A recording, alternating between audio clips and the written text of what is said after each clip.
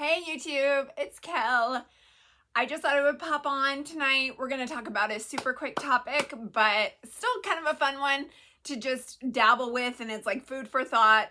As you know, I've kind of, without really thinking about it, covered a lot of different theories in psychology, and I like to cover the basics of them to teach people just different ways of looking at the human personality and kind of just giving people thoughts for if it resonates with you, great. If it doesn't, kind of take or leave whatever resonates with you, right?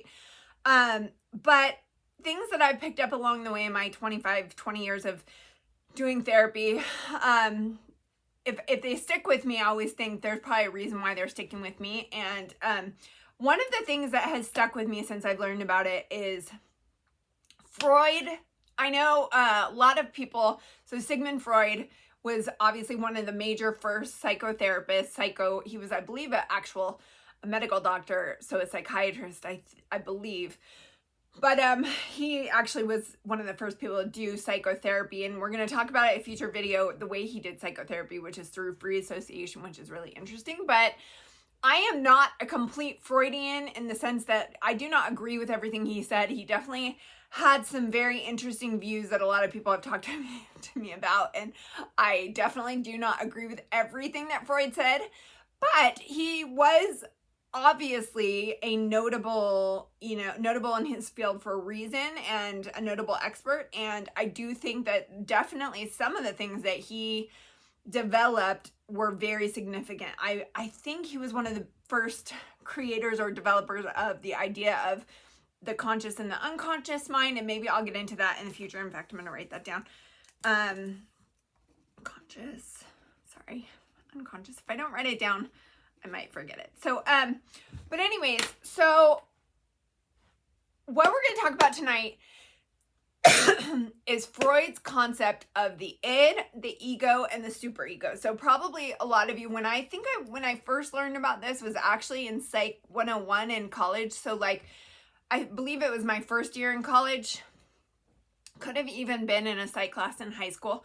We covered it very briefly. But the way that I have seen it play out is fascinating in my therapy practice. And I feel like you guys might be interested just in the knowledge that I've picked up, because it's really an interesting way to look at people. So let's talk about it for a little bit. So essentially, I'm going to explain what the three facets of the human personality, according to Freud, are. And then I'll explain kind of what I've seen in my psychotherapy practice in the last, 20 years. So first, let's talk about the three facets of personality. He essentially said that throughout the course of your childhood, you develop three different facets of personality development: id, ego, superego. Okay, so first of all, the id, and I have little notes here, but the id is from the birth phase to 1 year. And one really easy way to remember the id facet of your personality and what it means is it is the little kid side of you. So, and I believe at one point I read that it's called like the pleasure principle side of you. So it's driven by pleasure. It's driven by immediate gratification. It's like now, whatever feels good, I need it now. So if you can think about it, a baby in its first year cries when it's hungry, cries when it has wet its diaper, cries when it needs attention, right? So it's all about, there is no cognitive rational thought.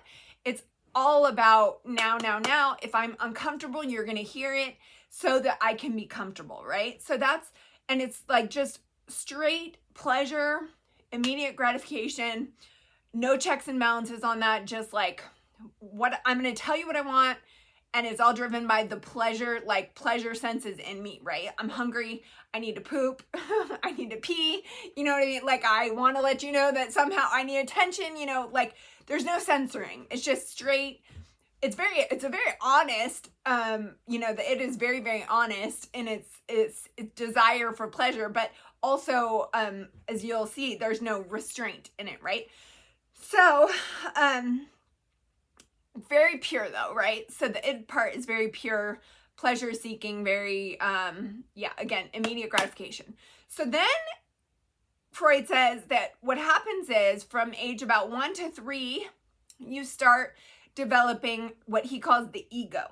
So the ego is what he will eventually end up calling the reality principle. So the reality is basically you can't go around seeking immediate gratification all the time. So between 1 and 3, a toddler learns this, right? Has to learn that, like, I can't poop in my pants all the time, or like you know what I mean? Like I have to start to like have some limit on my id for in reality. I can't just be driven, you know, I can't always, you know, I won't always be gratified in terms of my, you know, getting food from my mom. So I'll start to have to self-regulate, suck my thumb, or do whatever, you know. So it's basically learning to balance reality with your id impulses. So how do you keep those impulses, but also temper them with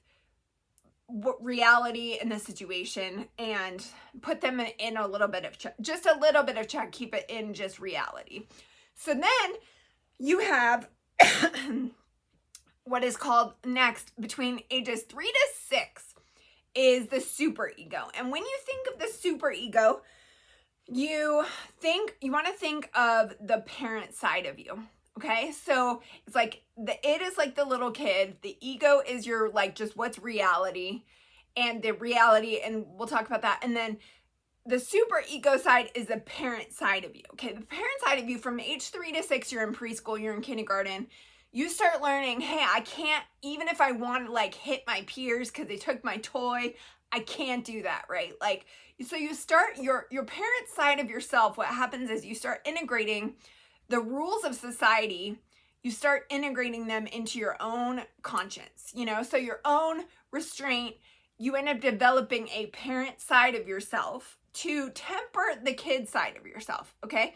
So it's like you start to learn, oh, when the teacher says be quiet, I need to be quiet, or, you know, it's like all the parent side of you develops. Now, it also is kind of like your conscience or your morality, like right and wrong, and just, again, putting yourself in check, you know, again, like a parent would, but you're integrating that into yourself. That's your parent side. Okay, so now he said, this is the interesting part. Freud said that the more you have balance between the two sides of yourself, your id and your superego, when those are in balance, the ego, which is where you kind of live, the reality principle, the conscious side of you, will have the least amount of anxiety when they're in balance, okay? But the more lopsided they are, it's gonna create a level of anxiety in you because you're not living balanced. You're not having the right amount of pleasure and the right amount of responsibility. So, and then that, he says, results when they're imbalanced, it results in the ego in reality experiencing anxiety, which we'll get into anxiety in another video, but basically it's like a sense of worry or dread or fears, you know, but worry essentially. So mental anguish, worry, you know, so if they are out of balance, he said, worry is the result in the ego. So, and the ego is basically, again, even as you're adult, it's like your conscious self, but then you're still balancing these two other sides of yourself. So what's interesting, okay, so now you know what those three sides are.